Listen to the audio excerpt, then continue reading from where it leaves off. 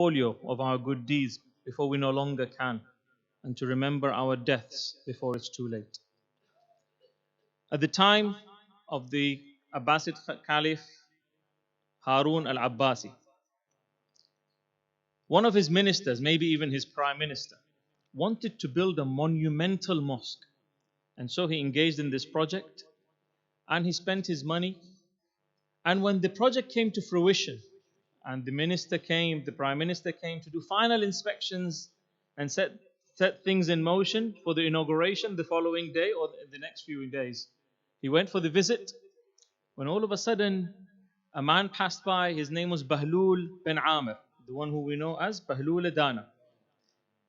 He passed by, he stopped by, the Prime Minister said, Salamu alaikum, wa alaikum assalam. Bahlul said, what is this? He said to him, can you not see? It's a mosque. He said, who is it for? He said, I built it for Allah subhanahu wa ta'ala, for the sake of Allah subhanahu wa ta'ala. He said, oh, okay. He said, can I ask a favor, please? He says, what is it? Bahlul said, do you mind just putting a plaque here to say that this mosque was built by Bahlul bin Amir? The man became furious. He said, are you crazy? I spent the money, my life savings went into this, my efforts, my men worked on this, and you want all the glory and the credit? Shoo, move away. That night, Bahlul prepared a handwritten, scruffy plaque for himself. This mosque was built by Bahlul bin Amir. And at night, when no one was there, he goes to this mosque. And the plaque that he had prepared, the minister or the prime minister that he had prepared, he broke it or he took it off and put it in his sack and put in its place the handwritten plaque of his. And as he was going home, he was met by some of Harun's soldiers. They looked at Bahlul, he was dragging something heavy in his sack. They said, Bahlul, what are you dragging? He says, this is Samahat al-Wazir, this is His Majesty the Prime Minister. They laughed it off, they joked it off, but Bahlul was serious. Because actually, if you think about it, the ego of the Prime Minister was in that plaque. The following day happened, the Prime Minister came to inaugurate, they opened the mosque. He came, and to his fury, he saw that his plaque, his expensive plaque, was gone. And instead there was a leaflet or a plaque saying, this mosque was built by Bahlul bin Amir. Shouting and screaming, he got the soldiers to arrest Bahlul. Bahlul was brought to the courtyard, he was asked, and questioning and answering happened. Bahlul said, look, I didn't mean any harm. I just wanted to remind this Prime Minister of yours that his intention was never to build this mosque for the sake of Allah subhanahu wa ta'ala. But the intention was always for self-glorification and for self-admiration. Now park this story at the back of your glorious minds for a moment, inshallah. We take breath in days and nights that are unequaled. The days of Muharram and Safar are so unique that you find that the hearts of the believers are lenient and softened by the warmth of Abu Abdullah al-Husayn. Men, women, children come together for the love of Imam al-Husayn alayhi salam. We see individuals doing extraordinary things for the love of Imam al-Husayn in these days and nights. Somebody who does not see the mosque all year, but for the love of Imam al-Husayn, for the 10 days of Muharram, they will come here. Somebody who you never see lifting a cup all year, you'd find them serving the zuwar and the guests of Imam al-Husayn on the days of Muharram. Helping with taboot, wanting to carry the alam. We see children fighting over carrying the alam, reciting eulogy for Imam al-Husayn, beating our chest to ease the pain and the grief that we feel for Abu Abdullah al-Husayn. And may Allah help us to do our utmost in the love of Imam al-Husayn alayhi salam. Because truly the value of these actions can only be understood and fathomed and rewarded by Allah subhanahu wa ta'ala. Only He knows the value of these actions. We may think they're insignificant, but only He knows. But here I want to ask you a question. Think of Bahlul's example. Have we ever sat back and reflected, why am I really doing what I'm doing? Why am I beating my chest? Why am I helping in niyaz? Why am I carrying the taboot? Why am I carrying the alam? What's the real intention? What is it? What do I really want from doing this? That's question number one. When I come to mosque for the 10 days and 10 nights, mourning for Imam al-Husayn, joining in his majalis, why am I really here? What am I doing in these majalis of Imam al-Husayn? Am I doing it because it's customary and generations before me were doing it, so I'm just following my ancestors? Am I doing it so my mom and dad feel proud and they don't feel that their son has left the religion? Am I doing it? Am I beating my chest so that the people of Leicester see you say, oh, look how strong this boy is? Am I reciting Noha in eulogy so that people say, look how beautiful voice he has? Why am I doing it? When we reach to, once we scrap away and rip away the materialistic gains and niyats and the intentions that could possibly be, we reach noble intentions. So for example, somebody might say, I come for the majalis of Imam al-Husayn to increase my knowledge. Fantastic, brilliant. Then what? Somebody might say, I come to the majalis of Imam al-Husayn to shed tears and increase my love for Imam al-Husayn. Fantastic, noble. Then what?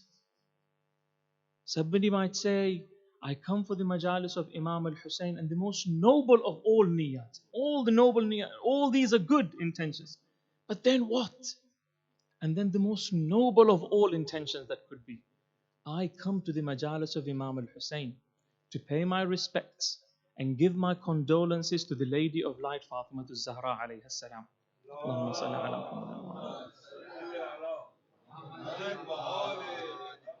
And by Allah, if there was no other reason that we come for these majalis but to fulfill this intention, to truly give our condolences to Fatima az-Zahra alayha salam, then I believe we would have fulfilled the rights of the sacrifice of Imam al-Husayn upon our shoulders. But here I ask you another question. What kind of condolence are you coming here to give Fatima az-Zahra alayha salam? Let me use an example. When a loved one of my family dies, for example, my father, God forbid, or my mother, or my loved child, the people of the community come to my house and they do what? They pay condolences to me, yes? They give me pursa. What do they say to me? We are sorry for your loss. They do, yes? And then they come, they help me bury my loved one, and they say, we are sorry for your loss. They do or not?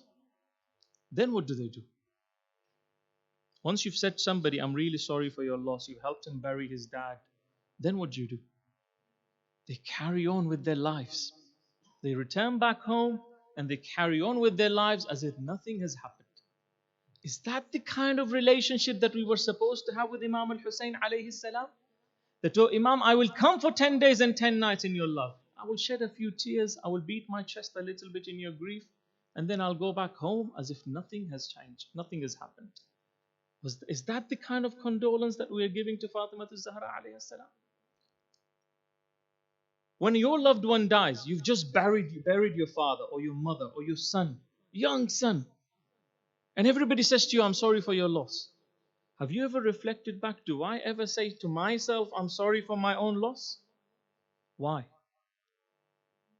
Because only you truly understand what you have lost. Only you truly understand that now you have to carry on for the rest of your life with a hole in your heart that can never be filled. Look at the relationship that Imam alayhi salam teaches us, Imam Sahib al-Asr al-Zaman, with his grandfather Imam al-Husayn alayhi salam. He says, oh, Allahumma salli ala Muhammad. Imam alayhi salam in Ziyarat al-Nahiya says, oh, my grandfather Husayn, I am sorry. I am sorry. I wasn't there. He says, وَلَئِنْ أَخَّرَتْنِي الدُّهُورُ وَعَاقَنِي عَنْ نُصْرَتِكَ الْمَقْدُورُ وَلَمْ أَكُنْ لِمَنْ حَارَبَكَ مُحَارِبًا وَلِمَنْ نَصَبَ لَكَ الْعَدَاوَةِ نَاصِبًا. Oh my Mawla Husayn, I am sorry I wasn't there. Oh Mawla Husayn, I am sorry because time was treacherous towards me. I could not be there in year 61 Hijrah with you. Oh Mawla Husayn, it was the decree of Allah that left me where I am today, that I could not be there with you. Oh Mawla Husayn, I am sorry for not being there to take an arrow on your behalf. Oh my Mawla Husayn, oh my grandfather Husayn, I am sorry I wasn't there to lift my sword and strike those who came to fight you. But I make you a promise, oh my grandfather Husayn. He says, فَلَأَنْدُبَنَّ لَكَ صَبَاحًا وَمَسَاءً وَلَأَبْكِيَنَّ عَلَيْكَ بَدَلَ الدُّمُوعِ دَمًا. Oh my grandfather Husayn, by Allah, I am sorry, but I will make you a promise that I will never ever forget you.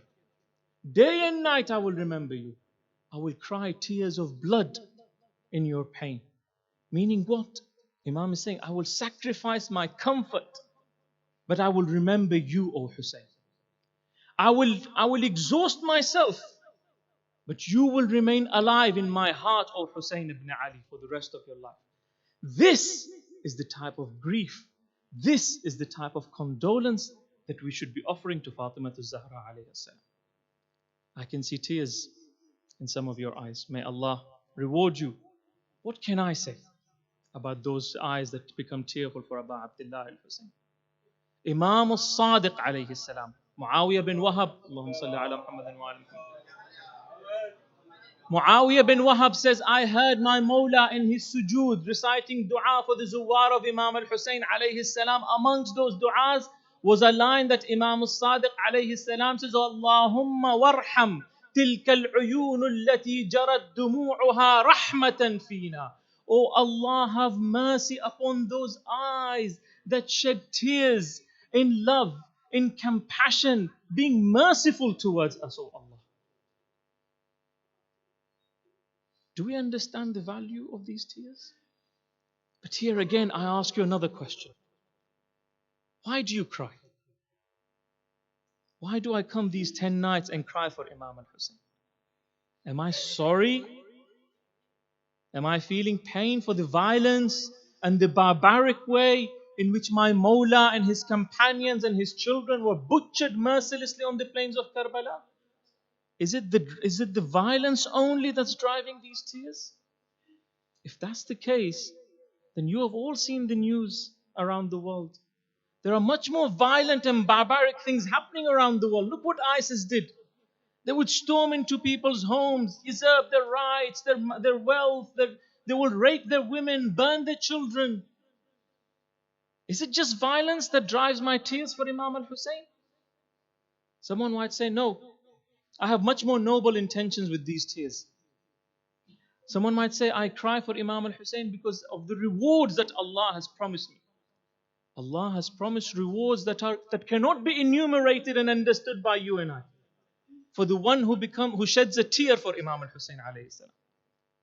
But then again, I ask you another question. And I will ask you the question that Imam al-Khomeini asks in his book, Adab al-Salah, in the beginning chapters with regards to Salah and Ibadat. But I will rephrase the question to make it more relevant to us. If tomorrow somebody came out of their grave and they walked into this hall and they said, oh people of Leicester, you know these tears for Imam al-Husayn, the matam that you do for Imam al-Husayn, I've just come back from the afterlife and there's no reward. You don't get anything for crying for Imam al-Husayn. Hypothetical question, by the way, yes? You don't get any rewards, any thawab for crying for Imam al-Husayn. Hand on heart. How many of us would still cry for Imam al-Husayn? How many of us would still beat our chests for Imam al-Husayn? How many of us would stop coming to the majalis of Imam al-Husayn? Remember Imam Ali alayhi salam in Nahjul Balagha, oh Allah, I did not worship you, fearing your chastisement and punishment. Because that is the worship of a slave who is fearful of his master. And you are a merciful God. Oh Allah, I did not worship you, longing and lusting for your bounties and your heaven and your paradise. Because that is the worship of a tradesman who wants to give and take, who wants to make a deal with Allah subhanahu wa ta'ala. I'll cry for Imam al-Husayn if you give me Jannah. I'll cry for Imam al-Husayn if you don't put me into hellfire. Imam alayhi salam says, that is not the type of worship that I worship you, oh Allah. So much so that Imam alayhi salam says, even if you threw me into the fire of hell, you recited dua Kumail yesterday. What does Imam alayhi salam says? Imam says, I will shout and I will tell everyone in the hellfire how much I love you, oh Allah. وَلَكِنْ عَبَدْتُكَ, oh Allah, but I worship you because you are worthy of being worshipped. Oh Allah, you are worthy of being worshipped. So then why do we cry for Imam al-Husayn? Do we believe, hand on heart, that this crying is the only reason for our salvation on the Day of Judgment? Here I want to share with you some words of Shaheed Muhammad Baqir al-Sadr, giant of the last century. He says, if crying alone, and remember, I underline the importance of the words here. We're not dismissing crying. If crying alone, he says, was a guarantee that we will not be amongst the killers of Imam al-Husayn alayhi salam. That I am not amongst the killers of Imam al-Husayn. Somebody might say, but I wasn't there in Karbala. I didn't kill Imam al-Husayn. No. Even today we kill Imam al-Husayn by killing his principles and by killing what he stood for. Because even today Imam Husayn is calling out, Allah hal min nasirin yansuruna. Am I doing his nusrat? Am I helping him? Shaheed Muhammad Baqir al-Sadr says, if crying alone was a guarantee for me not to be amongst the killers of Imam al-Husayn alayhi salam, then Umar ibn Sa'd alayhi al-la'na also cried for Imam al-Husayn. You would say, when? On the 11th day, when the caravan when the women folks were being told to go through the bodies of the Ahl al-Bayt, and Lady Zainab threw herself off the camel, and she grabbed the corpse of Imam al-Husayn alayhi salam, looked towards Medina and says, Jaddahu ya Rasulallah, hada Husaynuka murammalun bid-dima. And then at the end she says, Allahumma taqabbal minna hada al-qurban fida'an liwajhika al-kareem. When she said these glorious words, historians write that the killers of Imam al-Husayn were crying, were wailing, including Umar ibn Sa'd. Shaheed Muhammad Baqir al-Sadr continues. He says, if crying alone was a guarantee that I will not be amongst the killers of Imam al-Husayn, then Umar ibn Sa'd also cried for Imam al-Husayn alayhi salam. The Kufans cried, the Shamis cried. Therefore, if thawab alone, if reward, and if grief, if violence alone are not the reasons why we cry, crying therefore cannot be the goal. It must be the means. Beating my chest for Imam al-Husayn and coming to these majalis of Imam al-Husayn cannot be the goal. They must be the means to a much higher goal. I want to leave you with a final thought before I conclude. Every day some of us recite ziyarah. Every day we pray dua. Oh Allah, oh Allah, make me amongst those who were, I wish, Ya laytana, we recite, Ya laytana kunna ma'akum. فنفوز فوزا عظيما in some ziyarat, and فنفوز فوزا معكم, or فنكون معكم. I ask you, if we all pray, oh Allah, please, I wish I was there so that I could have won with Imam al-Husayn and his companions. I could have been honored as Imam al-Husayn and his companions were. Very often we say, Imam alayhi salam's words reverberate throughout time. Ala hal min nasirin yansuruna. I ask you, hand on heart, if right now you heard the call of Imam al-Husayn alayhi salam saying, Ala hal min nasirin yansuruna, should you help him? I'm talking to you. Should you help him? You should. Would you help him? If that's the case, if we would help him, then I ask you, we always say, Kullu yawmin ashura wa kullu ardan karbala. And remember 2 weeks ago we talked about Shaheed Muhammad Baqir al-Sadr and the man who came to him in his last days, and he said to him, Sayyidina, your sacrifice will be in vain, because the people of Iraq are probably at least a century away from standing up for their own rights. What his reply was? What was his reply? He said, my grandfather Husayn took a stance in year 61 Hijrah. And he sent a message to the world that every era has to have a Husayn who is willing to sacrifice and stand up for the truth and for justice. Therefore, I am standing up in honor of my grandfather Husayn. Therefore, the conclusion is every era, right now, there is a Husayn of our time. There is a Karbala happening. And that Husayn needs my support. Let's look around the world. Can I see somebody who's emulating, who is walking the steps, who is standing for the principles and the things that my Mawla Husayn stood for? Can I find somebody in the world who has sacrificed 6 of his sons, taken some bullets, blinded in one eye, his sister burnt in front of him, all because he stood for the principles of Aba Abdullah al-Husayn against injustice? I ask you, I'm not the Husayn of my time. You might not be the Husayn of this time. But there is somebody who is trying, he is not the Husayn, but he's trying to walk the path of my Mawla Husayn. Maybe this is the Husayn that Imam alayhi salam is expecting me to support. Should I support him? Would I support him? How am I supporting him? If I find a community, an entire nation today, who is being oppressed and suppressed and starved to death, being bombed day and night, all because they're refusing to succumb to slavery and dishonor at the hands of the oppressive rulers, and standing by the mission of my Mawla Husayn, who said, Hayhat minna dhilla. If I find a nation like that on earth, that Karbala, does it need my support or does it not need my support? Should I support it or should I not support it? If I find some Muslims whose homes are being usurped, whose rights and properties being usurped, whose women are being raped, whose men and children are being burnt, and they're being dragged away from their ancestral land and being outcasted from their nation and from their land, you ask, where is the Husayn of your time? The Husayn of your time, the ultimate Husayn of your time is Imam al-Zamana. Where is he right now? Is he standing for those Karbalas that are happening right now? Is he standing for those who are trying to be the Husayn of the time? Now ask yourself the question again. My Mawla Husayn is crying right now. Ala hal min nasirin yansuruna. By Allah, in a few days' time, we will be commemorating one of the greatest calamity that has befallen upon the entire creation of Allah. And a moment that cuts the veins of every ma'soom that hears it. When Lady Zainab Salamullahi alayha, yards away, is watching why the epitome of filth, Shimr Mal'un, sits on the embodiment, on the chest of the embodiment of purity and sanctity and majesty, my Mawla Husayn. By Allah, sometimes I reflect back and I think, how easy was it for me just to say, the epitome of filth was Shimr and the embodiment of purity was Husayn. But ask your Mawla, who is watching that scenario right now. Yards away, your sister Zainab is watching, O Mawla Husayn. Imam al-Zamana eulogizes this moment with such description, with such painful description that it cuts the veins of the heart.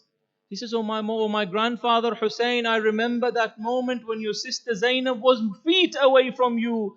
وَالشِّمْرُ جَالِسٌ عَلَى صَدْرِهِ آخِذٌ لَحْيَتَهُ بِيَدِهِ ضَارِبٌ عَلَى عُنُقِهِ بِمُهَنَّدِهِ.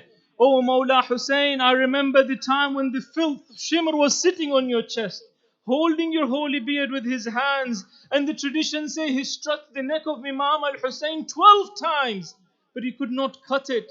Lady Zainab Salamullahi alayha watching this, by Allah, we can never know what took place at that moment. But in one of her sermons in Kufa or in Sham, she says, you are crying for that individual. You have killed that individual whose head was severed from the back of his neck.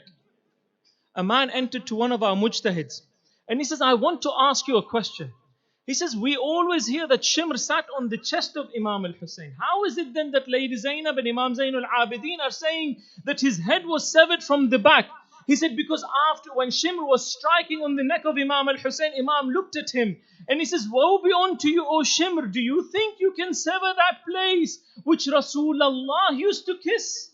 And because he could not sever Imam al-Husayn's head from the front of his neck, the Mal'un kicked his body and rolled it the other way and then struck him and severed his head from the back. The point I want to make is, by Allah, wallahi, a filth like Shimr would never have dared to sit on the chest of my Mawla Husayn, were it not for individuals like me, who were too weak, too feeble, cowards. It was much easier to throw a spear and an arrow at Imam al-Husayn than it was to throw an arrow at my evil desires. Many of our Ayatullah, great Ayatullah Wahid al-Khurasani, Ayatullah Ali Sistani, and many other Maraji' before them, advise. They say, in these 10 days and nights of Muharram, this is a golden opportunity. The month of Muharram and Safar, this is a golden opportunity when the hearts are lenient and softened by the warmth of the love of Imam al-Husayn, to take a stance, to make a change, to induce some sort of a change, as little as it may be. I will stop listening to music. I'll grow a few pieces of hair on my cheek. I will wear the hijab. I will recite salah on time. Whatever little step that I can take. This is the moment.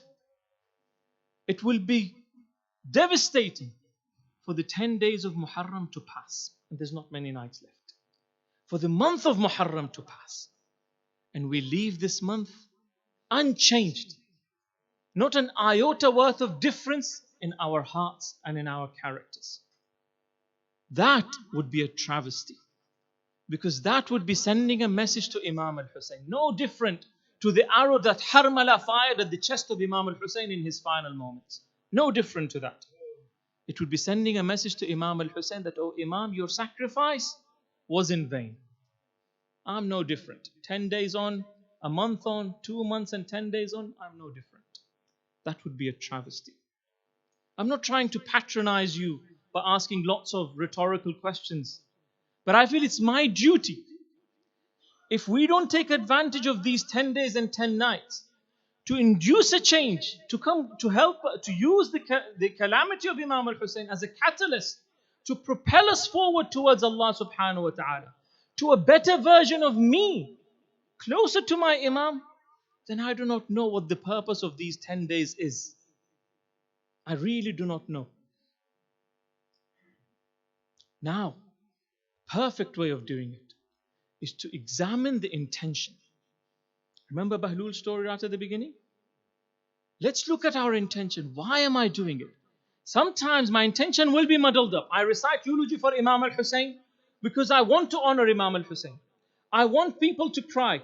I want people's love and warmth in their heart to increase for Abdulla al-Husayn. And yes, I want people to say wow and how good he was. It's okay to have muddled up intentions. But this is where our ulama teaches that slowly we can refine our intentions until we reach them. And this is what Imam Zainul Abidin teaches us in Dua Makarim al-Akhlaq, second sentence. Imam alayhi salam says, وَأَحْسِن بِنِيَّتِي إِلَىٰ أَحْسَنِ النِّيَّاتِ. Oh Allah, help me perfect my niyyah. Help me perfect my intention. Why? Because when the intention is purified and the tear then flows from my eyes, that tear is the tear which Imam al-Sadiq alayhi salam says, oh by Allah, everything has a reward except the tear for Abdullah al-Husayn. For its reward can only be understood and accounted for by Allah subhanahu wa ta'ala alone. That tear is then worth something. It's priceless. That is the tear that is able to extinguish the fires of hell. True intention. And Allah subhanahu wa ta'ala in the Quran, verse 23, chapter 33 of the Holy Quran, مِنَ الْمُؤْمِنِينَ رِجَالٌ صَدَقُوا مَا عَاهَدُوا اللَّهَ عَلَيْهِ. I'm not going to translate the verse because you are very familiar with the verse. And it is the same verse that Imam al-Husayn alayhi salam uttered on the night of Ashura, honoring the companions that were in front of him. Habib has fulfilled his covenant with Allah. Burayr, Hur, Joan, Abbas ibn Ali, all of these guys have fulfilled their covenant and their oath with Allah subhanahu wa ta'ala. وَمِنْهُمْ مَنْ يَنْتَظِرُ. But there are some believers who are still waiting to fulfill their goal, their covenant with Allah subhanahu wa ta'ala. Those believers are you and I, my brothers and sisters. Are we going to fulfill that covenant? Or are we going to just leave this life without having put a small dent on the face of this earth? إن أحسن الحديث وأبلغ الموعظة كتاب الله. أعوذ بالله من الشيطان الرجيم. بسم الله الرحمن الرحيم. والعصر إن الإنسان لفي خسر إلا الذين آمنوا وعملوا الصالحات وتواصوا بالحق وتواصوا بالصبر. اللهم صل على محمد وآل محمد. اللهم صل على محمد وآل محمد. اللهم صل على محمد وآل محمد. أعوذ بالله من الشيطان الرجيم. بسم الله الرحمن الرحيم. اللهم صل على محمد وآل محمد. الحمد لله الذي من خشيته ترعد السماء وسكانها وترجف الأرض وعمارها وتموج البحار ومن يسبح في غمراتها. الحمد لله الذي هدانا لهذا وما كنا لنهتدي لولا أن هدانا الله. الحمد لله الذي يخلق ولم يخلق ويرزق ولا يرزق ويطعم ولا يطعم ويميت الأحياء ويحيي الموتى وهو حي لا يموت بيده الخير وهو على كل شيء قدير. اللهم صل وسلم وبارك على نبي الرحمة سيدنا ومولانا بالقاسم المصطفى محمد. اللهم صل اللهم صل وسلم وبارك على أمير المؤمنين يعصوب الدين غالب كل غالب مطلوب كل طالب أبا العترة الأطائب سيدنا ومولانا علي بن أبي طالب.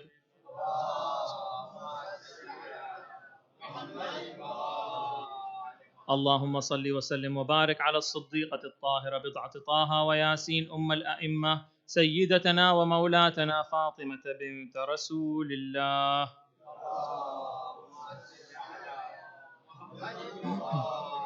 اللهم صل وسلم وبارك على صدق الرحمة وإمام الهدى المقتول بسم النقيع المدفون بأرض البقيع سيدنا ومولانا أبي محمد الحسن بن علي.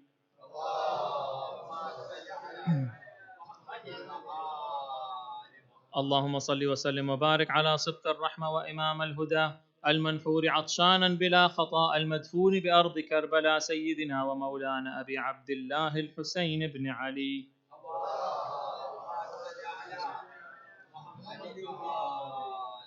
اللهم صل وسلم وبارك على أئمة المسلمين علي بن الحسين ومحمد بن علي وجعفر بن محمد وموسى بن جعفر وعلي بن موسى ومحمد بن علي وعلي بن محمد والحسن بن علي والخلف الهادي المهدي حججك على عبادك وأمنائك في بلادك صلاة كثيرة دائمة.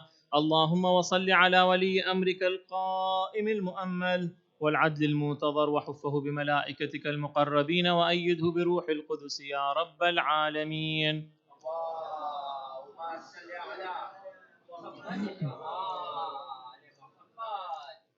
I wanted to discuss some fiqhi masail, but inshallah next time. Just a small announcement. The Jamaat wants to remind the mu'mineen and the mu'minat, particularly those who are not regular, who come on in the night majlis, that the Leicester annual Julus is taking place on Sunday, inshallah, at 2 p.m. at Town Centre, Clock Tower. And this is a great opportunity for all the community, the Khojas, the Pakistanis, the Iranis, the Iraqis, the Afghanis, all of us to get together as a show of unity and support the Julus of Abu Abdullah al-Husayn alayhi salam. So this is this Sunday at 2 p.m. inshallah. Let us pray to Allah subhanahu wa ta'ala to hasten the reappearance of the Imam of our time, to increase the love for Muhammad and Ali Muhammad in our hearts, to help us follow in their footsteps and learn from their teachings. I pray to Allah subhanahu wa ta'ala to ease the suffering for all those who are oppressed and suppressed around the world, brothers and sisters, particularly Shi'as of Muhammad and Ali Muhammad. It is the season of ziyarat. Many of our loved ones around the world have gone for the ziyarah of Imam al-Husayn alayhi salam and will be going throughout now for the next 2 months. We pray to Allah subhanahu wa ta'ala to make the season of ziyarat a peaceful one, to return our loved ones and all the zuwar of Abu Abdullah al-Husayn safely back to their homes. We pray to Allah subhanahu wa ta'ala to give good and well and quick recovery to all those who are not well around the world, particularly members of our community. With the thawab of Surah Al-Mubarakat Al-Fatiha, proceeded with a loud salawat.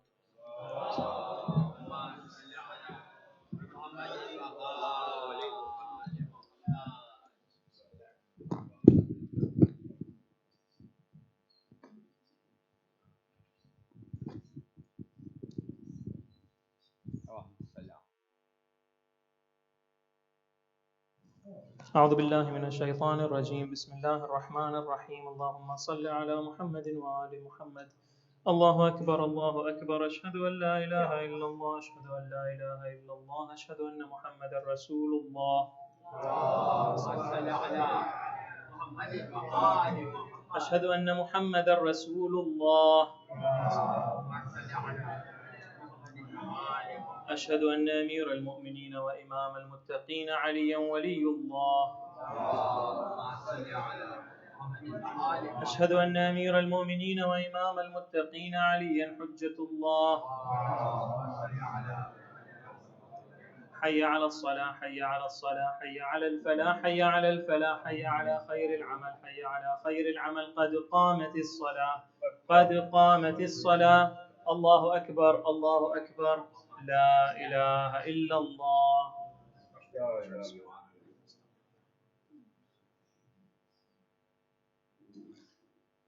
الله أكبر. بسم الله الرحمن الرحيم.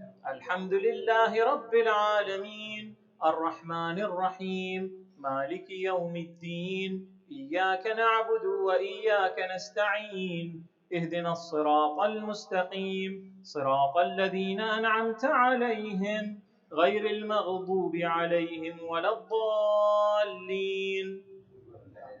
بسم الله الرحمن الرحيم. يسبح لله ما في السماوات وما في الأرض، الملك القدوس العزيز الحكيم.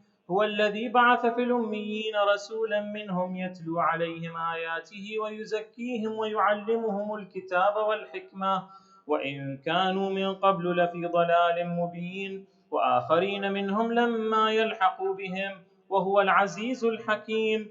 ذلك فضل الله يؤتيه من يشاء، والله ذو الفضل العظيم. مثل الذين حملوا التوراة ثم لم يحملوها كمثل الحمار يحمل أسفارا، بئس مثل القوم الذين كذبوا بآيات الله، والله لا يهدي القوم الظالمين. قل يا أيها الذين هادوا إن زعمتم أنكم أولياء لله من دون الناس فتمنوا الموت إن كنتم صادقين، ولا يتمنونه أبدا بما قدمت أيديهم، والله عليم بالظالمين. قل إن الموت الذي تفرون منه فإنه ملاقيكم، ثم تردون إلى عالم الغيب والشهادة فينبئكم بما كنتم تعملون. يا أيها الذين آمنوا إذا نودي للصلاة من يوم الجمعة فاسعوا إلى ذكر الله وذروا البيع، ذلكم خير لكم إن كنتم تعلمون. فإذا قضيت الصلاة فانتشروا في الأرض وابتغوا من فضل الله واذكروا الله كثيرا لعلكم تفلحون. وإذا رأوا تجارة أو لهوا انفضوا إليها وتركوك قائما. قل ما عند الله خير من اللهو ومن التجارة، والله خير الرازقين. الله أكبر. اللهم صل على محمد وآل محمد. اللهم لعن قتلة الحسين عليه السلام. اللهم صل على محمد وآل محمد وعجل فرجهم. الله أكبر. سبحان ربي العظيم وبحمده. اللهم صل على محمد وآل محمد. سمع الله لمن حمده. الله أكبر. سبحان ربي الأعلى.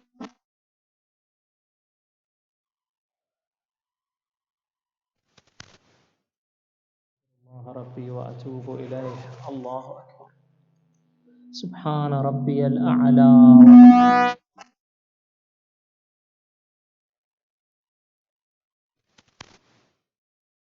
حول الله وقوته أقوم وأقعد.